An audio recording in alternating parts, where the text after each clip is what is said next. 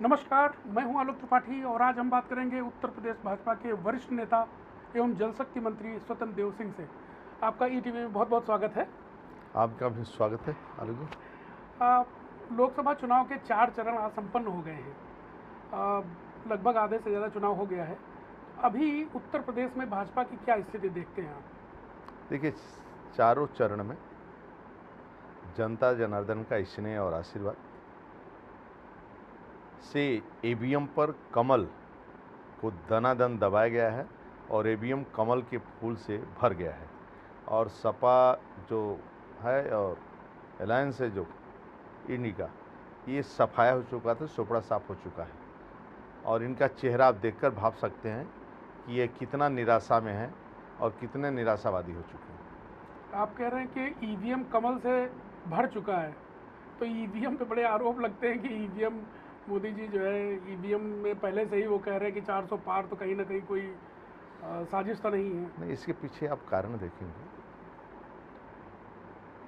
देश की जनता ने बहुत धोखा खाया है। नेहरू से लेकर सोनिया जी तक, सोनिया से लेकर राहुल गांधी तक। इंदिरा जी का शासन रहा, राजीव गांधी का शासन रहा, सोनिया जी का शासन रहा।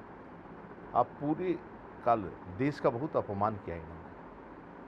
आप इनका शासन जब जब देखें, गौ भक्तों पर लाठीचार्ज, गोली चार्ज, यानी जो हिंदुस्तान की अपनी पहचान थी उसको इन्होंने मिटाने की कोशिश की। नेहरू से लेकर यहाँ तक गौ भक्तों पर गोली चलवाना, राम मंदिर को नकार देना, राम सेतु को नकार देना, राम को काल्पनिक बताना, शंकराचार्य की गिरफ्तारी करवाना, यहाँ तक कि इनके शासन में हिंदू को भी आतंकवादी बना देना। ये सब समस्या का समाधान किसने किया? भारतीय जनता पार्टी की सरकार की, देश के गौरव अटल बिहारी वाजपेयी, आदरणीय नरेंद्र मोदी। आज देश का सम्मान पूरी दुनिया के अंदर है।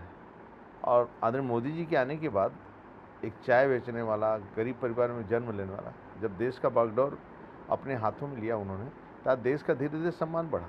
दुनिया का कोई राष्ट्रपति आया, भोलेनाथ का अभिषेक किया, गंगा आरती किया, अक्षरधाम घुमा।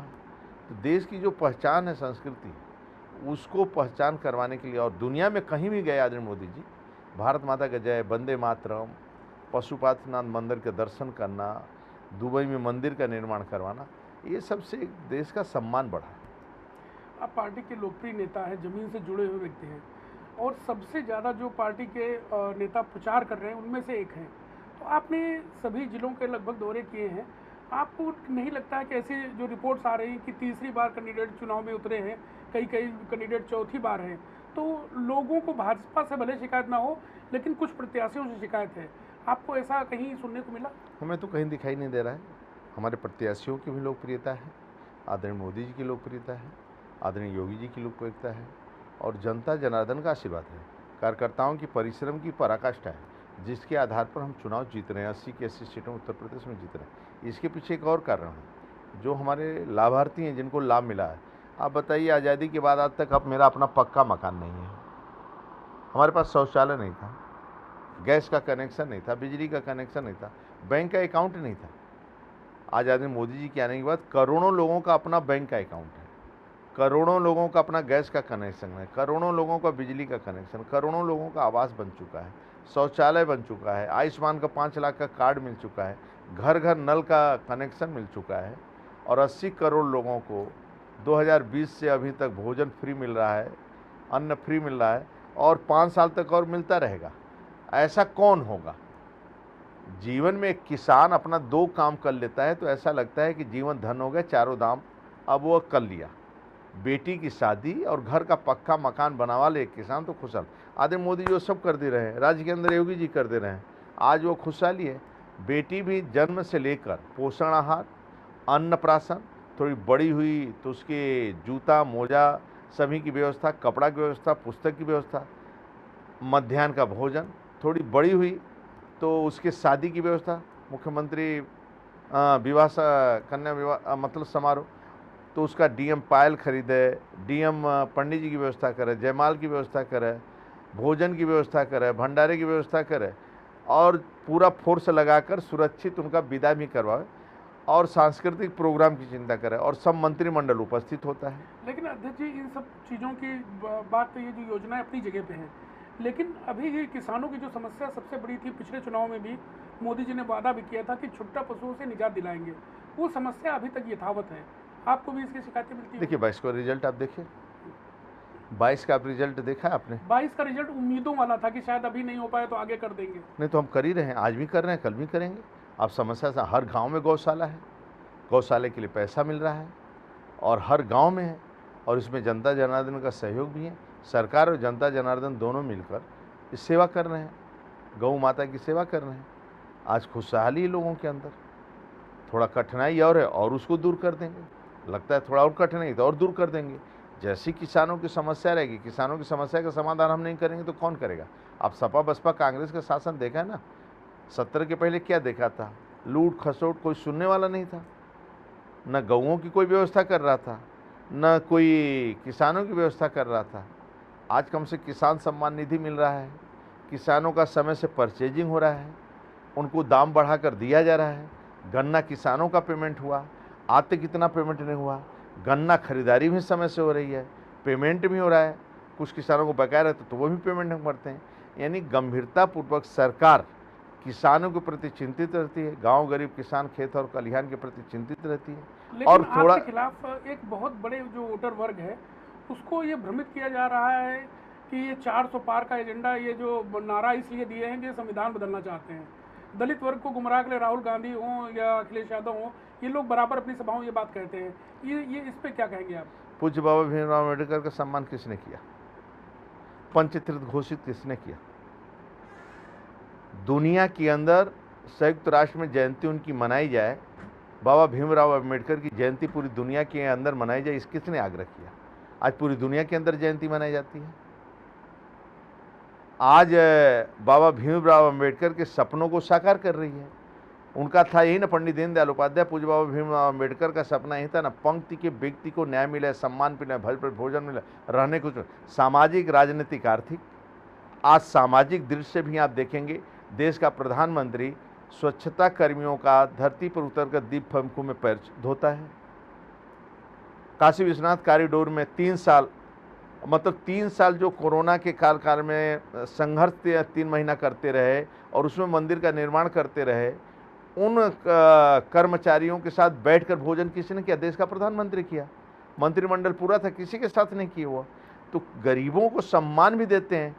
और जब कोरोना जैसे वैश्विक महामारी आता है, लोग आप पहले देखते थे सूखे से मर जाते थे, भूख के अभाव में लोग मरते थे, लेकिन कोरोना जैसे महामारी में जनता जनार्दन ने मतलब आगे बढ़कर सेवा किया और सरकार ने फ्री में अन्न देने का काम किया। कोई भूख से न मरे, कोई भूख से सोए न, को सीधे वोट देते हैं। भाजपा की एक ऐसी छवि थी कि निर्णय लेने में कोई देर नहीं होती थी, लेकिन इस चुनाव में देखने को मिला, चाहे केसरगंज सीट पे प्रत्याशी उतारने की बात हो, ब्रजभूषण के मामले में बहुत देर लगाई पार्टी ने निर्णय करने में। ऐसा क्यों हुआ? जनता के बीच में लोकप्रियता, कार्यकर्ताओं के बीच में स्वीकारता और पार्टी के प्रति समर्पण, इस आधार पर संसदीय बोर्ड निर्णय लेता है। आप देखेंगे धनाधन सूची हमारी पहली सूची 3 महीना पहले निकल गई, कुछ सूची उसमें बाद में निकली, लेकिन कोई निर्णय में देर नहीं होती है। अमेठी और रायबरेली में भाजपा की क्या स्थिति देखते हैं? प्रियंका गांधी लगातार वहाँ कैंप कर रही, राहुल गांधी यही है, अखिलेश यादव समर्थन में जा रहे हैं बराबर। आपको लगता है भाजपा वहाँ पे? भाई अमेठी में स्मृति ईरानी जी गाँव जुड़ी हुई हैं, हर घर से जुड़ी हुई हैं। वहाँ सुबह से शाम तक ऐसा नहीं कि जब वो आती ना हो, लोग लगाव है, उनसे जुड़ाव महसूस है। इसलिए तो राहुल जी भाग गए वहाँ से, दोबारा रायबरेली पहुँच गए। पहले भाग गए, इस बार भी वहाँ से भाग गए। इसलिए स्मृति ईरानी अमेठी सहित हम लोग 80 की 80 सीटें भारतीय जनता पार्टी जीत रही है, मैं गारंटी से कह सकता हूँ। एक सवाल आपके मंत्रालय से है, बुंदेलखंड में जो हर घर नल योजना की बात है, वो कितना लागू हो गई है, कितनी? देखिए आदरणीय योगी जी के नेतृत्व में घर घर नल कनेक्शन, टेल तक पानी, बाढ़ में भी जितना काम हुआ ना, जितना भयंकर बाढ़ आए, रिकॉर्ड टूटा बाढ़ों का 33 साल का, लेकिन तनिक भी जन हानि का न्यूनतम, न जन धन हानि और वह दोनों की न्यूनतम हानि ना के बराबर। तो आज घर घर नल कनेक्शन हो, चाहे पूरे विभाग का मामला हो, एक तरह का देखेंगे आप सूखा है तब भी एक तरफा हमारे ट्यूबवेल देख लीजिए, यहाँ आंतरिक विभाग, आप गांव में चले जाओ चमकते हुए मिलेंगे, पानी देते हुए मिलेंगे, टेल पर पानी, नहरों में पानी, रजवाहों में पानी, माइनर में पानी, हर जगह देखेंगे हमारा पानी व्यवस्थित रूप से, और नल घर घर नल कनेक्शन। बुंदेलखंड में क्या था कि ट्रेनों से पानी आती थी, सब अभाव था पानी का। आज आदरणीय मोदी जी के नेतृत्व में, राज्य के अंदर आदरणीय योगी जी के नेतृत्व में घर घर नल पहुंच रहा। ये निश्चित रूप से इसकी सराहना पूरे देश दुनिया में हो रही है, लेकिन चूंकि जो मीठा पानी है वो एक सीमित है। देश में नदियां, सभी नदियों का जलस्तर गिर रहा है, नदियां सूख रही हैं, भूगर्भ जल भी बहुत सीमित है। तो आपका चूंकि विभाग है, इसकी भी चिंता करनी पड़ेगी, क्योंकि हर जगह ट्यूबवेल से पानी की सप्लाई हो रही है ज़्यादातर स्थानों पे।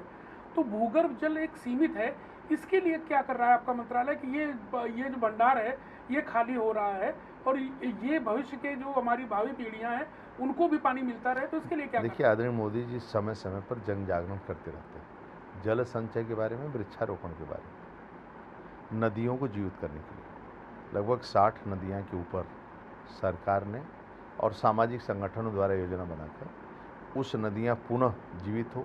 जो प्रॉपर्टियाँ दबी, जहाँ से उद्गम स्थान है, जो प्रॉपर्टियाँ 100 बीघा एकड़ जब में था, उसको हम लोगों ने छुड़वाया, उसको तालाब से जोड़ा गया। बरसात के पानी में पानी स्टोर होता है। वृक्षारोपण उत्तर प्रदेश में ज़बरदस्त करोड़ों में वृक्षारोपण, जिसकी कारण वो नीचे जो वृक्ष होते हैं जल संचय होता है। और वृक्ष इसका हमारे पास एक ही चारा है, बरसात से आप वृक्ष मतलब इस प्रकार बरसात का पानी हम स्टोर करें। मंत्री जी, एक आखिरी सवाल, दावा तो 80 सीटों पे है, लेकिन आपको क्या लगता है वाकई में उत्तर प्रदेश में कितनी सीटों पर जीत हो जाएगी आपकी पार्टी? देखिए, मैं कह सकता हूं कि आदरणीय मोदी जी और राज्य के अंदर आदरणीय योगी जी, जनता जनार्दन ने इनको अपना मानते,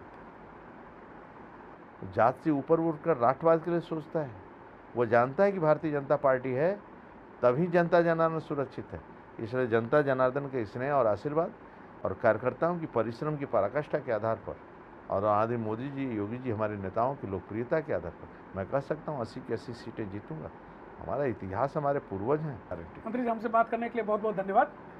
ये थे उत्तर प्रदेश सरकार के जल शक्ति मंत्री स्वतंत्र देव सिंह, जिनसे हमने तमाम विषयों पर बात की। कैमरामैन विजय के साथ मैं आलोक त्रिपाठी, ETV भारत, लखनऊ।